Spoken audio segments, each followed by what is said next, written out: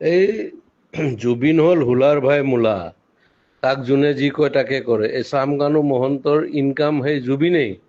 North east ফেষ্টিভেলত লৈ যায়, ইফালে পাপন নিয়ে, পাপন চিয়ানা মাল, ই বুৰ্বক হয়। ই ইয়াক যোনে যি জেক দিয়ে, মই পাইছোতো তাক বহুত দিন গানে কি আনে চিনেমাখনত, তাক যোনে জেক দিয়ে সি সেইটোৱে কৰে। যে চামকানু মহন্তই তাক লৈ যায়, ইফালে গৰিমাই তাক যাব দিল, তাৰ চিজাৰ আছে এই মিৰ্গি।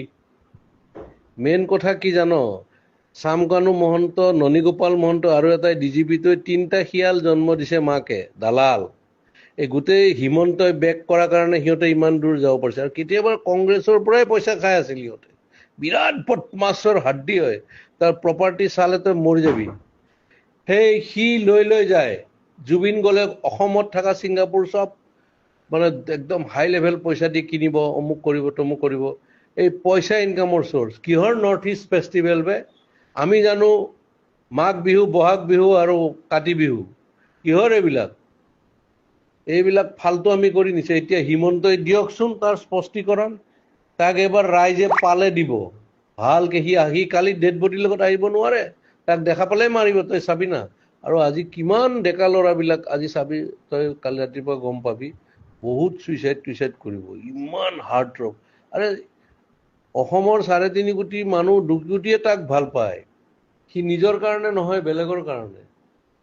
আৰু সেই দালালে তাক মানে কালচাৰেল দালাল বুলি ক'ব লাগে।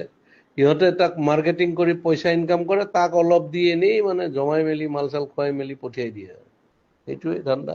এতিয়া গৰিমাক প্ৰেছাৰ দিব ইহঁতে, যে এনেকে ক'বা তুমি, তেতিয়া তাইতো যোৱা নাই। অৰিজিনেল কথাটো এয়া বহুত বহুত এয়া আছে, মানে তাত কি ক'ম আৰু। তাক মাৰা প্লেনো হ'ব পাৰে, কিবা হ'ব পাৰে, কি হ'ব পাৰে, চব দালালি পইচাৰ ধান্দা গেলা। অসমখন চেচ। এটা সি অনুষ্ঠান আছিলতো, তাৰ গান, এই লাষ্ট চিনেমাখনৰ ভাইমন দাৰ গানটো সি কি চলিড বনাইছে এই বেমাৰী অৱস্থাত। তাৰ পটাছিয়াম কম থাকে, কিবা কম থাকে।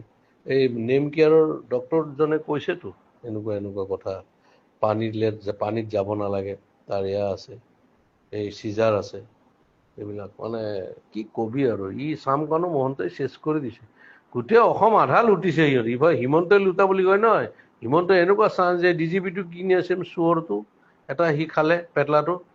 আৰু মাজতো ননীগোপাল মহন্ত সেইটো কি বনাই দিছে। আৰু এইটো ই প্ৰথমতে জিঅ' টিউব দি পেলাই মাৰিলে, কোটি কোটি টকা, সেই তেতিয়াৰ দিনতে। এয়া হ'ল, এয়া কি কবি আৰু, অসমীয়া মানুহৰ দুৰ্ভাগ্য। আজি বহুত বেয়া লাগিছে মানে। তাৰ গান শুনিয়ে 90 দশকৰ বিলাক ল'ৰা ছোৱালী ডাঙৰ হ'ল। আমিতো বাৰু চবৰে শুনিছোঁ, কিন্তু তাৰ গান শুনিয়েই মোৰ ল'ৰা চব ডাঙৰ হ'ল। আনকি আমাৰ ছাইডত মিস্ত্ৰীয়ে ৰং কৰি আছিল, সিদিনাখন মোবাইলত তাৰ গানেই বজাই আছিল।